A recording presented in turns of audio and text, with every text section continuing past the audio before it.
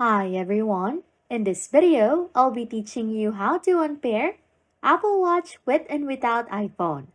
First things first, to unpair an Apple Watch with an iPhone, you want to open the Watch application. In here, what you are going to do is to head to All Watches on the top left of your screen.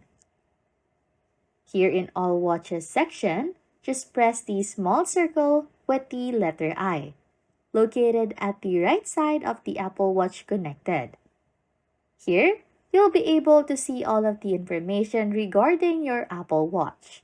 And all you have to do here is to press Unpair Apple Watch. And then, a confirmation should appear. Just input your Apple ID password to go through with the process and wait for it to load and it should be done.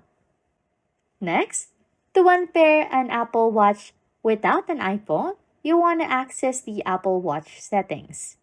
Then just go to General, then Reset. Then choose Erase All Content and Settings. And then enter the Apple ID.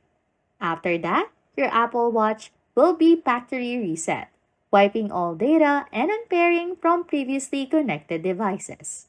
Anyways, if you like content like this, don't forget to subscribe to this channel or comment down below any tutorials you want us to make so we can help you.